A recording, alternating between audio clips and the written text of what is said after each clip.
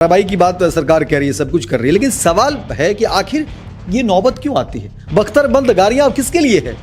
क्या ये छात्र नक्सल है? क्या ये आतंकवादी है? पैरामीटर सेट हो गया कि छात्रों का आंदोलन होगा, उग्र तोड़फोड़ होगी, हिंसा होगी, सरकार झुकेगी, केस वापस लिए जाएंगे, तो कोई डरने वाला है जी इस जमाना में? जिम्मेदारी तय होनी चाहिए और ये होना ही होगा विष्णु। अब इससे कोई भी अधिकारी बच नहीं पाएगा। पहले की तरह नहीं है कि पेपर लीक हुआ, बात आई गई निकल गई। शिक्षा विभाग बीपीएससी को लिख रहा है कि आप गाइडलाइंस दीजिए कि भाई इसमें पीटी होगी, मेंस होगा, तो कहीं ना कहीं जो आक्रोश है, ना तो परीक्षा की तिथि घोषित कर रहे हैं, परीक्षा हो भी गई तो रिजल्ट कब आएंगे उसका ठिकाना नहीं पता चलता है, और रिजल्ट आ भी गए तो नौकरी कब होगी, काउंसलिंग कब होगी, उसका कोई ठिकाना नहीं। जैसे दरवाजे नहीं जहां से ऑक्सीजन बड़े पैमाने पर आ सके, दम घुटता है वहां, लेकिन फिर भी छात्र मेहनत करते हैं, मशक्कत करते हैं और अपनी वो पिता को देखते हैं, अपनी माँ को देखते हैं, बीमार माँ को देखते हैं कि भाई किसी तरह से हमारी नौकरी लगे और जब मैं परिवार का एक सहारा बनूं। तो अब ये गुस्सा जो है वो अलग अलग रूप लेता जा रहा है और सरकार के खिलाफ। नमस्कार, आप देखना शुरू कर चुके हैं स्वराज पोस्ट और मेरा नाम विष्णु है। आज हम चर्चा करने वाले हैं बिहार में चल रहे छात्र आंदोलन को लेकर। हमारे साथ एग्जीक्यूटिव एडिटर स्वराज पोस्ट के अमित सिंह सर हैं और वरिष्ठ पत्रकार अनूप नारायण सिंह सर हैं। सीधे अमित सर के पास चलते हैं जो छात्र आंदोलन को कवर कर रहे थे। सर, क्या कुछ इस छात्र आंदोलन जो चल रहा है बिहार में, इसको लेकर क्या कहिएगा? क्या कुछ ग्राउंड पर देखने को मिल रहा है? देखिए, एक बात तो स्पष्ट है विष्णु कि अब छात्रों का गुस्सा जो है वो कोई एक विषय को लेकर के नहीं है, कोई एक कॉम्पिटिटिव एग्जाम को लेकर के नहीं है। आप याद करिए जंतर मंतर में क्या हुआ। जंतर मंतर पर जब छात्र जुटते गए, युवा जुटते गए और फिर जैन जी जो नए युवा पीढ़ी है उनका रुझान बढ़ता गया और पूरे देश से लोगों ने समर्थन देना शुरू कर दिया। धर्मेंद्र प्रधान का हालांकि इस्तीफा भी हुआ, लेकिन अब बिहार में देखिए, बिहार में भी कमोबेश स्थिति जो है वही होती हुई जा रही है। युवा आ रहे हैं, बिहार के अलग अलग जो जिले हैं वहाँ से युवा आ रहे हैं और सिर्फ कोई जो है अब TRE 4 का मामला नहीं रह गया है। अलग अलग कॉम्पिटिटिव एग्जाम को लेकर के छात्र आ रहे हैं और छात्रों की नाराजगी देखिए ये है कि भाई सरकार संवाद क्यों नहीं कर रही है। वार्षिक कैलेंडर को लेकर के बातें होती है और जो मूल जो बात है, मुझे लगता है कि स्वराज पोस्ट के जो दर्शक हैं वो भी समझेंगे कि बिहार की जो स्थिति है, बनावट है, वो क्या है, बिहार में जो रहने वाले हैं उनकी आर्थिक स्थिति क्या है। बिहार में ज़्यादातर वैसे लोग हैं, वैसे घर परिवार हैं जिनकी निगाहें टिकी होती है कि हमारे बच्चे पटना गए हैं या किसी शहर में वो तैयारी कर रहे हैं और उनकी नौकरी लगेगी, और पूरा का पूरा गांव इसी आस में जो है लगाए बैठा होता है कि भाई पर्टिकुलर ये एग्ज़ाम आ रहा है। सबकी निगाह होती है कि हमारे बच्चे भी, हमारे गांव से भी इतने बच्चे हैं, वो सिलेक्ट होंगे नहीं होंगे। ये बहुत गंभीर बात है, ये बहुत जहीन बात है विष्णु, और मुझे लगता है कि सरकार को अब इस तरीके से सोचना होगा, इसकी गंभीरता को समझना होगा कि सिर्फ छात्र ही नहीं है, और छात्र भी हैं तो क्या है, ये छात्र के भविष्य, बिहार के भविष्य हैं। आपको इनकी बेरुखी नहीं करनी होगी, इनकी अनदेखी नहीं चलेगी, इनको आपको समझना होगा, संवाद करना होगा। और मैंने पहले भी कहा, जो बातें हम कह रहे थे कि देखिए पूरा का पूरा गांव कस्बा जो है वो जुड़ा हुआ है इन छात्र से, और छात्रों के ऊपर जो परेशानी है, जो जिम्मेदारी है, उसको भी समझिए। छात्रों के ऊपर जो जिम्मेदारी है वो ये है कि पिता की उम्र हो गई है, वो तैयारी कर रहे हैं, उनकी शादी नहीं हुई है, कई सारी चीज़ें जो है फंसा हुआ है कि भाई नौकरी होगी, और बिहार में नौकरी को लेकर के क्या है ये बताने की ज़रूरत नहीं है कि नौकरी होगी तो फिर शादी होगी। पूरा का पूरा परिवार, पूरा का पूरा समाज, सब कुछ जो है उसी नौकरी की आस में है। लेकिन आप क्या कर रहे हैं? आप ना तो परीक्षा की तिथि घोषित कर रहे हैं, परीक्षा हो भी गई तो रिजल्ट कब आएंगे उसका ठिकाना नहीं पता चलता है, और रिजल्ट आ भी गए तो नौकरी कब होगी, काउंसलिंग कब होगी, उसका कोई ठिकाना नहीं है। छात्रों का कहना है कि भाई वार्षिक कैलेंडर आप जारी कर दीजिए, नहीं तो हम कब तक तैयारी करेंगे। और बिल्कुल सही है, कब तक तैयारी छात्र करेंगे उस बंद कमरे में? पटना के ऐसे इलाके में मैं गया हूं जहां पर लोग नहीं जा पाएंगे, लोग नहीं जा पाएंगे। सरकार के मंत्री को मैं कहता हूं कि आप जाइए, घूमिए इसी पटना में, गांव तो छोड़िए, गांव तो आप जाते भी नहीं होंगे, आप जाइए पटना के इन्हीं तंग गलियों में जाइए जहां पर छात्र दिन रात मेहनत करते हैं, रात रात में जाग करके वो पढ़ाई करते हैं और उसमें खिड़की नहीं है, कोई ऐसे दरवाजे नहीं जहां से ऑक्सीजन बड़े पैमाने पर आ सके, दम घुटता है वहां, लेकिन फिर भी छात्र मेहनत करते हैं, मशक्कत करते हैं और अपने वो पिता को देखते हैं, अपनी माँ को देखते हैं, बीमार माँ को देखते हैं कि भाई किसी तरह से हमारी नौकरी लगे और जब मैं परिवार का एक सहारा बनूं। तो अब ये गुस्सा जो है वो अलग अलग रूप लेता जा रहा है और सरकार के खिलाफ जो है ये नाराजगी अब जो है एकजुट होता हुआ जा रहा है। आप समय रहते और देखिए जो है कल चिराग पासवान गए हैं, छात्रों से मुलाकात की। चिराग पासवान, देखिए चिराग पासवान की राजनीतिक जो बातें हैं वो तो अलग है, लेकिन चिराग पासवान जिस तरह से लगातार स्टैंड ले रहे हैं, चाहे वो भरत तिवारी वाले मुद्दे में, देखिए बीजेपी के नेता शुरू में तो नहीं जा रहे थे, बाद में तो सम्राट चौधरी जी अपने चैम्बर में बुला करके फोटो खिंचवा रहे थे, नौकरी और पैसे की भी बात हो गई है ना। पवन सिंह गए, उन्होंने राखी बंधवा लिया भरत तिवारी की बहन से।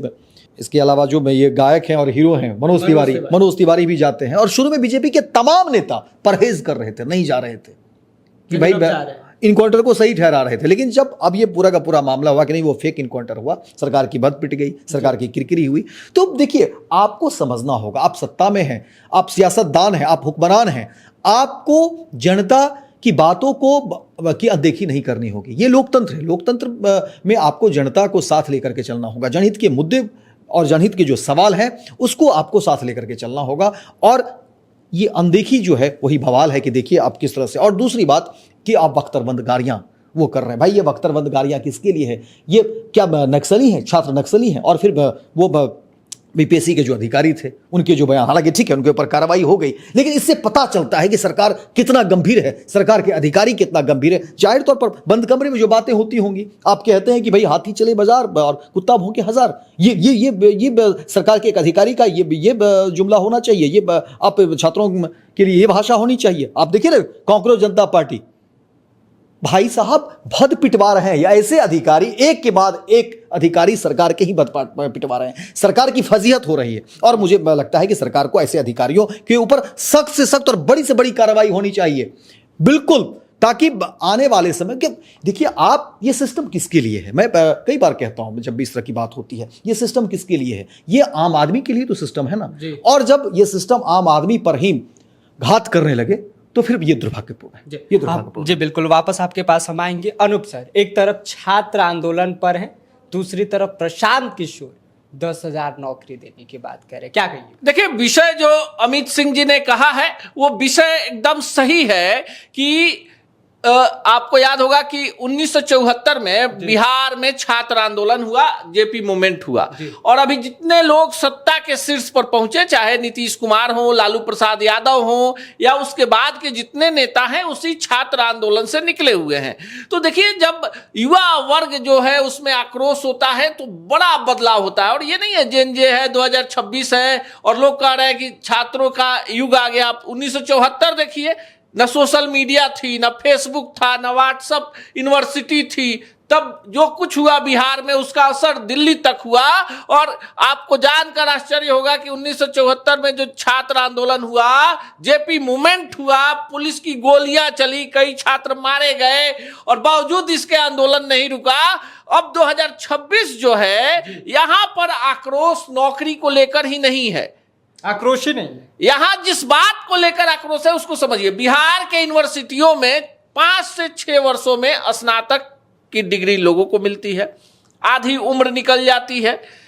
उसके बाद जब परीक्षा होती है, चाहे बीपीएससी की परीक्षा हो, कांस्टेबल की हो, दारोगा की हो, प्रश्न पत्र लीक हो जाते हैं।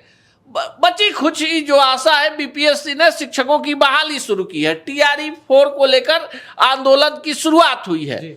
अब देखिए इसमें कहां आकर मामला पेच फंस रहा है कि पहले पीटी, उसके बाद मेंस, उसके बाद काउंसलिंग। छात्र चाह रहे हैं कि एकल परीक्षा हो, जो योग्य अभ्यर्थी हैं एकल परीक्षा हो। बिहार के छात्रों के लिए डोमिसाइल नीति लागू हो कि पहली प्राथमिकता बिहार के अस्थायी निवासियों को मिलेगी। कई राज्यों ने ये पैमाना तय किया। आपको याद होगा टीआरई 1 का रिजल्ट आया, 2 का आया, तो सबसे ज्यादा उत्तर प्रदेश के जो छात्र थे उनको फायदा मिल गया, क्योंकि वहां सेशन लेट नहीं था, वहां पर बीएड कॉलेज ज्यादा थे। तो वो अहर्ता को जो मांगा गया था आपसे कि आपको टीचर बनने के लिए योग्यता होनी चाहिए, यूपी के लोगों के पास थी। अब क्या है कि टीआरई 4 का मामला है। अब बिहार में देखिए नौकरियों की कहां बहार है। बिहार पुलिस देखिए, महिलाओं की तादाद बढ़ी है, शिक्षकों की तादाद बढ़ी है, दारोगा की बहाली हो रही है, कई स्तरों पर बहालियां चल रही हैं। लेकिन जो शिक्षक की नौकरी है एक प्रतिष्ठित नौकरी है, और जो छात्र हैं पटना में रहकर तैयारी कर रहे हैं या जिले में रहकर तैयारी कर रहे हैं, अब बताइए सरकार जो है वैकेंसी आने के बाद कुछ उसमें तब्दीली हो रही है। शिक्षा विभाग बीपीएससी को लिख रहा है कि आप गाइडलाइंस दीजिए कि भाई इसमें पीटी होगी, मेंस होगा।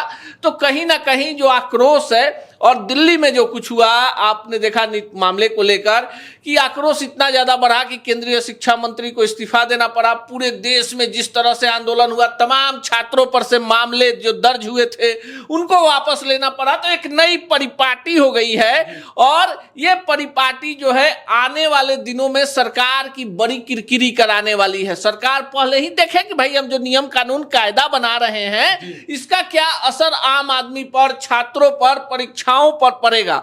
अब जो कुछ भी व्यवस्था हो रही है पहले से व्यवस्था कीजिए। कई राज्यों में प्रश्न पत्र लीक हो जाते हैं, कई राज्यों में, बिहार में कई बार बीपीएससी की परीक्षा होती है, पीटी का मामला हो जाता है। यहाँ कई लोग जो है मेडिकल परीक्षाओं में पूरा का पूरा ठेका ले लेते हैं। आपने सवाल प्रशांत किशोर का पूछा, देखिए बिहार में विपक्ष का चेहरा तेजस्वी यादव के साथ साथ अब प्रशांत किशोर बन गए हैं। प्रशांत किशोर बांकीपुर उपचुनाव जीतते हैं, कहते हैं भाई हमको शादी ब्याह मरनी और एंगेजमेंट में मत बुलाइए, हमसे अपने बच्चों के लिए रोजगार लीजिए। और 10,000 लोगों को रोजगार देने की प्रक्रिया उन्होंने निजी क्षेत्र में शुरू की है। अब देखिए खलबली है इसको लेकर, कई सारे नियम कानून सरकार के आ रहे हैं। तो सरकार का युवा पीढ़ी पर ध्यान है कि ये जो वर्ग है किसी से प्रभावित होने वाला नहीं है, ये अपना रास्ता खुद बना रहा है। पहले क्या होता था कि आंदोलन होते थे, मुकदमा होता था, डर से लोग नहीं आते थे। अब दिल्ली में तो एक पैरामीटर सेट हो गया कि छात्रों का आंदोलन होगा, उग्र तोड़फोड़ होगी, हिंसा होगी, सरकार झुकेगी, केस वापस लिए जाएंगे। तो कोई डरने वाला है जी इस जमाना में? नहीं डरने वाला है। तो नहीं डरने वाला है। तो जाहिर सी बात है कि सरकार को व्यवस्था में परिवर्तन करने की जरूरत है, परीक्षाओं में पारदर्शी तरीका लाने की जरूरत है। जो छात्रों का डिमांड है कि आप एक एकल परीक्षा में लीजिए एकल परीक्षा में उसको अपने स्तर से लीजिए। तो बहुत सारी चीजें हैं जिस पर सरकार को पहले से तैयारी करके चलना है। और मिला जुला के जो बातें हैं कि प्रशांत किशोर ने एक पहल की है निजी क्षेत्रों में, तो कई सारे विधायक सामने आ गए हैं।